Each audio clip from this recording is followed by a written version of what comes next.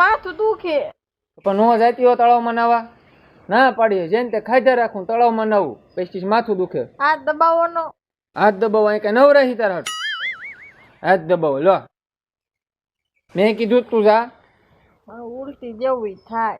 ના શેખ રે હા યા બેઠા બેઠા આવો આવો સીતારામ સીતારામ બેહો. હું આમને શું થાય છે? ને તાવ આવી ગયો હે ઉલટી જેવું થાય છે અને માથું દુખે. તો મારે તપાસ કરવી પડશે. હે તપાસ કરવી પડશે. તપાસ કરો અને દવા આપો કઈક સારું થાય ને એવું કરો.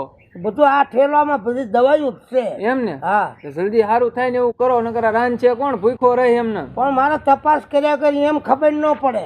કરી લો.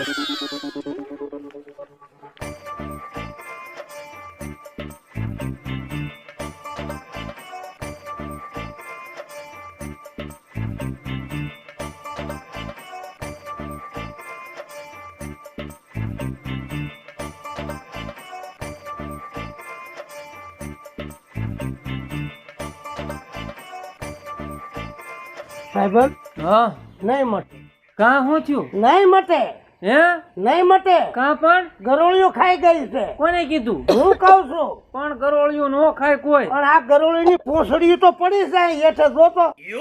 ઈ ગરોળી પૂછડી તો ગરોળી મારી નાખી હોય ને તો ઈ એમાં પડી હોય. આ પૂંછડીઓ પડી તું ગમે ઈ લાઈને મટશે તો નહીં જ એ ગરોળી કોઈ નો ખાય હાલી હું નીકળા છો માણા કેરીઓ ખાય ગરોળીઓ ખાય. અતારમાં દી બગાડવા ઈ ગરોળી. નથી બગડે. હું હાચું કહું છું. હું અનુમાન થી બોલું છું. હા તમારો અનુમાન આવા ગરોળા કોઈ ખાતા હું હશે જેવો તેવો વહીવટ નથી. વહીવટ છો વહીવટ ને વૈદ. આ તો બોલતા શીખો પેલા. આ ગરોળીઓ ખાય એમાં હું બે ભાનમાં થઈ ગયો છું. જવા દો ગરોળી ખાઈ ગયા કે હારું નહીં થઈ જાય ગમે ઈ દવાખાને લઈ જા નહીં. હા વાંધો નહીં જવા દો.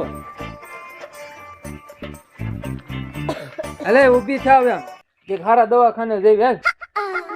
મારથી ઊભું ને થવાતું. હા તો હું રોટલા ઘડીશ ને ખાઈ જાય બેઠી બેઠી. આ ઘડી લ્યો. હા હું હવે